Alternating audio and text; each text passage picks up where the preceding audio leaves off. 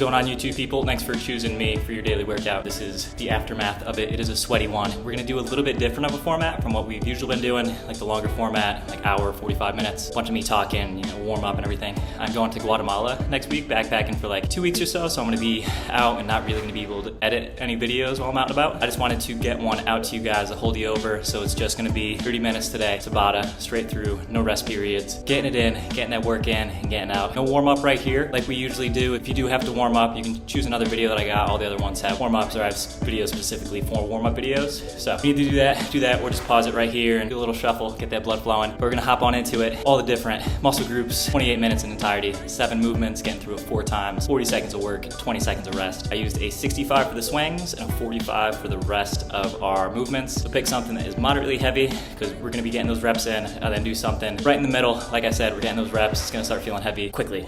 If you like these videos, if you like this format, please let me know. I'm just doing this because of my trip, but if it's driving with you, the get in, get out, minimize me talking to you, let me know, and I'll try and push these out a little bit more. We can stay with the longer format as well, but just for this week, changing it up a little bit. Without further ado, let's get into it. We got 28 minutes.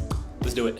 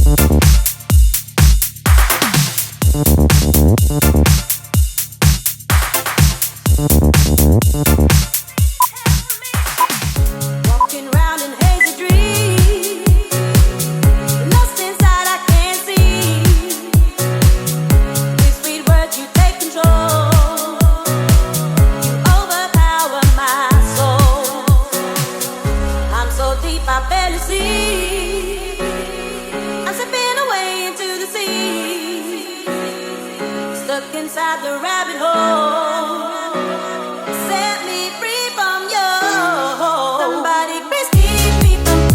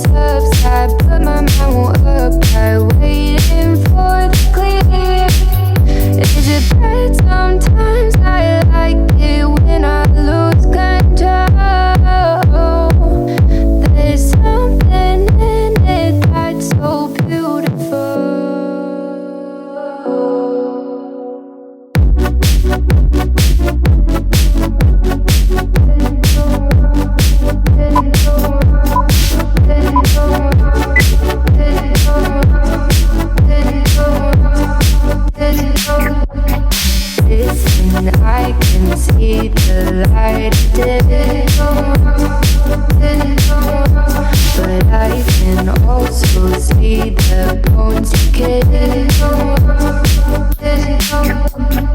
I don't know what else there is to say. I'm doing my best not to run away. Sitting throwing rocks across the pavement, hoping it'll cave in and swallow me whole. Wondering how the world keeps on spinning, kinda scared of living when it unfolds. Hard to see the light when everything is dying, waiting for the clear. Thankful I'm alive, but terrified of dying. But hey, I'm still here. Is it bad sometimes? I like it when I lose control.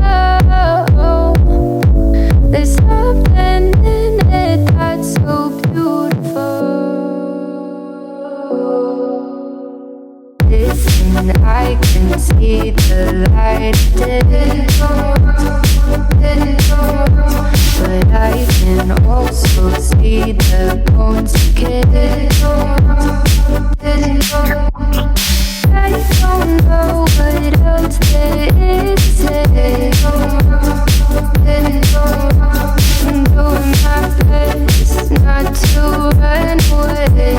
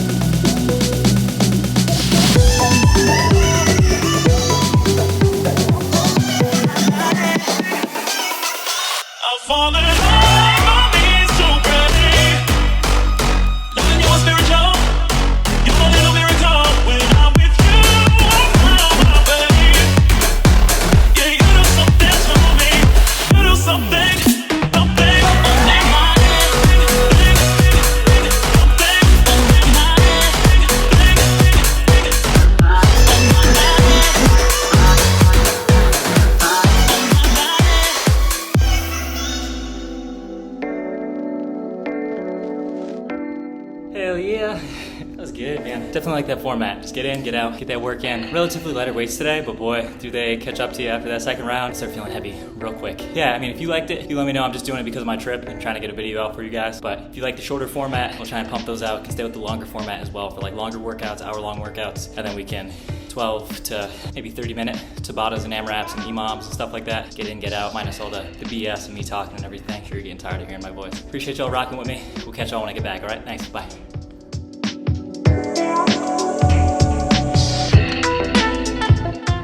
A kettlebell swing, so definitely a just fundamental exercise with this equipment here, the kettlebell. Let's set up with a slightly larger than shoulder width stance, so maybe hip width, so a little bit wider, nice strong foundation down south. The approach here with our feet, let's try and picture if we're standing on a piece of construction paper. Let's pull it apart. So that's going to reinforce our knees shooting out. It's going to reinforce the weight on the blades of our feet, weight on our heel dispersed evenly throughout the foot. And then as we set up, we're going to be about 4 or 5 inches behind the kettlebell. So as opposed to having it directly below us, then we need to start the swinging motion on our own.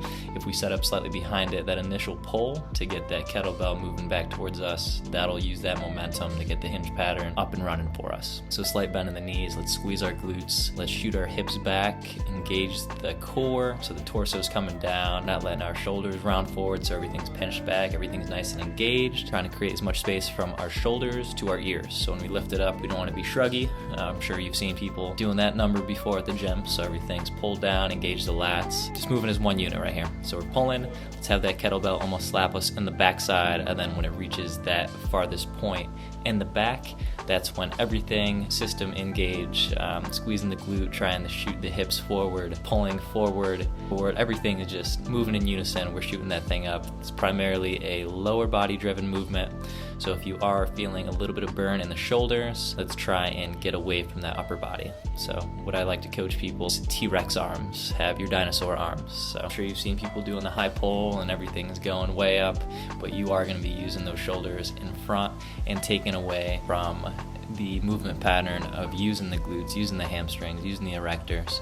So if you got T-Rex arms, you can almost pinch your elbows right in your hips and just the arms are coming up just a little bit. So that's going to disengage everything that you want to be pulling from the upper body and really rely on your glutes to move that kettlebell around. Once it gets to that high point, that's when you allow gravity to start doing the work. Let that kettlebell come back to that end point, just repeating the process. So the whole time, we're trying to have those glutes firing, trying to have that core engaged, weight's always in the heels, ripping that construction paper. You got the T-Rex arms. So check all those boxes, and that's a kettlebell swing. Solid foundational upper body movement. We're looking at a kettlebell overhead press. So if we're grabbing it just up by the horns, we're gonna be up in that front rack position. We want to have the weight in our heels, have the weight on the blades of our feet. So we're engaging the lower body, we're squeezing the glutes, we're tucking the ribs down, rocking those hips forward. Straight pillar, going up and down, and just pressing it up overhead. If we have the kettlebell like a little bit away from us, or maybe it's not so tight in an upright position, so maybe it's falling away a little bit, we're gonna be fighting gravity the whole time. Try to stay as vertical as we can, so try and have those forearms nice up and down, just a straight shot up overhead. If you're familiar with the movie The Shining, here's Johnny, where he pokes his head in through the door. That's kind of the cue that we're looking for. So as we press forward, let's really try and drive ourselves ahead. Try and stick your head through the window is what we call it.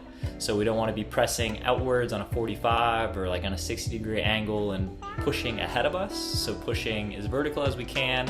Head goes through the window, everything staying compact down below us, squeezing the glutes, engaging the core, exhaling on the way up, inhaling on the way down. And just, again, foundational movement, overhead press. Taking a look here at an alternating gorilla row. So alternating, as it insinuates, we're one arm at a time. So we're gonna crowd the kettlebell, have it right in between our feet, a little bit wider than shoulder width, so nice firm base underneath us, slight bend in the knees. We're gonna hinge backwards, so push the hips back, embrace the core, nice straight line from the hips up to the shoulders just about, and just taking turns lifting up that kettlebell. Let's try and visualize, as opposed to just picking it up with our hand, primal type of pull. Let's try and envision pulling up through the elbows. Move the elbow, move the scapula, big squeeze of the lats, engage that, squeeze it up top for about a 1 down Mississippi. And then on the way down to, we want to control it. We just don't want the kettlebell to take us back down to earth. Slowly lower it back down, nice and controlled. And then we're alternating sides. What to look out for here as we start to fatigue. A lot of people, they do like a jerking motion, so they extend up top, use that momentum to kind of yank it up top. If that is starting to happen to you, just be mindful of it, then take a rest and go back into it. We want to stay as uniform the entire time, using the lats primarily throughout this movement. Nice lower body movement here for us. So if we have it up in our front rack position, grabbing it by the horns, nice and close to the body, not letting our torso fall over. We're not, letting that kettlebell fall forward and get away from us, and we're not wrestling with it. Forearms nice and vertical, really squeezing tight to that kettlebell. Just alternating legs, moving into a lunge pattern. Typically, when describing a lunge, what we're looking for is the 90-90. And what I mean by that, when we're at the bottom portion of the lunge, we want the front leg at a 90-degree angle, so at the knee joint, and then 90-degree angle from the hip up to the torso. If we are maybe a little bit shallow or we're a little bit too long in that step, we may have an inclination to rock that torso down or fall forward or have the knee jutting out past our foot. That's just the front leg, keep it at that 90-90. And then the rear leg, we would like, again, the knee angle to be 90. We want that shin nice and parallel to the ground. I'm sure you may have seen lunging and they bop the knee on the ground. Not saying anything wrong with that. If that's comfortable for you, go for it. My knees don't agree with it. So especially on the hardwood, just trying to elevate that rear leg maybe an inch above the ground at 90 degrees. And then have a pillar, if you can almost picture that pole going in the head, down the torso, down the spine, and then down out our backside. And that'll be the configuration. So we want to sit nice and upright as we move into that lunge, and then drive that front heel into the ground to bring us back into that start position. So this is really good for your glutes, really good for your hamstrings. So you're back into that lunge, and then really trying to use that front leg to pull you forward. And the whole time breathing, upright torso, keeping the kettlebell as close to the body as we can. So reverse lunge. This is a good full body movement, really good for developing power, getting the metabolic output going, just getting the heart rate overall. So it'll be a clean. Let's situate ourselves nice and tight to the kettlebell, almost have it in between our feet. Feet are going to be about shoulder width apart, and just alternating sides with which arm starts first for the clean. So let's move into a hip hinge. So soft bend in the knees, hips go back, chest is going to go down. The whole time we're trying to maintain good space between the shoulders and the ears. So let's pack them down. And then grabbing the kettlebell by the horns, same idea, having the lats, having everything engaged. We're not just loosey-goosey grabbing it and trying to give it a yank. So everything's nice and engaged. Weight's going to be in the heels of our feet. And then as we pull forward, we're going to try and extend the hips forcefully. So it's almost like a single arm deadlift in front of you. You can envision that. So we're nice and close to the body. As we extend, driving through the heels, hips come forward, and then we're going to try and pull hard through our elbow. So as opposed to just, same mechanics I talked about with the row, don't just try and lift up the kettlebell, try and drive up through the elbow, and that kettlebell will follow. So as we pull upwards, we're going to have a soft grip on that horn, and then let it glide through that hand. We'll have the kettlebell slide around. It should be landing on your forearm. So if we are letting the kettlebell take us for a ride, our wrist might go like that, and then it'll hit down here and be pretty uncomfortable. If we're a little bit too hard on the kettlebell, then it's going to be jarring out and very, uncomfortable as well for your wrist. So, and then as we extend, let it come right here, watch that wrist, be strong with it, try and keep it as tight to the body as we can. And then we're in that front rack position, trying to drive that elbow ahead, vertical forearm, and then it's going to rest right on the front of our shoulder, create a nice shelf to sit right here for us. And then we're going to return back to the center, alternate sides, soft grip, explode upwards, drive through the heels, and landing in that front rack position. So really good, you get the heart rate going, full body, develop some power with it. Checking out a fun pressing variation. So if we are comfortable at push-ups and we want a little bit more challenge, we're doing a hand release push-up into a pike. So why are we doing the hand release? That is just to relax the CNS and then have it engage. So you look at a lot of athletes and what determines a superior athlete from a average athlete, what separates the levels between it is the superior athlete's ability to have their muscles relax and contract efficiently and quickly. So in doing the hand release push-up, we're having our pecs relax, having the triceps relax, and having antagonist muscle groups in the back engage. So completely flipping the switch right there, getting a little bit of mobility as we reach out overhead, engaging the rhomboids, engaging the rear delts, And then as we come back to the press position, we're having everything fire immediately as opposed to having that constant tension if you would have a regular press. After we bring our hands back, we're firing, and then if you can picture somebody, grabbing you by the waist if you had a belt or something on and someone just hoisting you up, that is the mechanic that we are looking for. So we're pressing hard into the ground, hips come up, big stretch in the hamstrings. We're using our hip flexors to get everything coiled up right there, big hip flexion, using a little bit of our core, getting some good thoracic mobility up overhead, going on back down, avoiding the plop, as I say. So slow and controlled back to that start position. We're not just kind of swan diving back to the bottom of that push-up. So overhead reach, press, big stretch up overhead release push-up into a pike. Little metabolic movement here. It'll be a soccer kick. Terrible at soccer. 0 foot eye control, but it's called the soccer kick for some reason. So if we have the kettlebell out ahead of us, or maybe if you're using a dumbbell, or even just body weight, you can have an imaginary line ahead of you. Just alternating sides, soft on the feet, pump the arms, bada bing, bada boom. Getting the legs going, playing around with this. Maybe if you want to spice it up a little bit more, you can have higher knee drives. If you were trying to digress a little bit, maybe we can just go toe to heel, if maybe our knees or our ankles are feeling it today. We want a little bit of active recovery in between, but we still want to keep that heart rate up just a little bit. We can just jog in place, or maybe, just slight foot raises, but the whole time just trying to stay fluid, stay light in our feet. The quicker you go, the more challenging it's going to be, and vice versa. But just some soccer kicks right here. Nice body weight burner right here for your lower half. If you are familiar with regular squats, we're now just adding a little bit of a plyometric component to it, up the ante a little bit, if you will. So moving into that squat pattern, so trying to keep our chest up proud, knees staying out, weights in the heels, hips go back, get down nice and deep. And then as soon as we reach that lowest point, we're trying to explode up as high as we can, triple extension. So the ankles, the knees, the hips, everything jutting up as high as we can, trying to get a little bit of space between the ground and our feet. I think I have like a 3-inch vertical, as high as we can go. And as soon as we touch the ground, moving directly back into that squat pattern. So you can use that momentum almost like a springboard, trying to keep it moving. If we are looking to maybe increase the intensity, maybe we can do a knee tuck on the top. If we're trying to tone it down a little bit, we can just come up onto the toes. Not really welcoming the shock in our knees well, or maybe our ankles aren't agreeing with us today, or maybe we're just totally gassed, but we still want to hit the lower body a little bit. It can just be that same squat that we were looking for, and then as we extend upwards, just do a little calf raise. So get your heels up off the ground. This way we're not getting the banging as we return back to the ground if we were doing a jump squat. Either one of these variations works just fine. Staying good with that squat pattern and just trying to get a little bit quicker, a little bit more explosiveness out of it.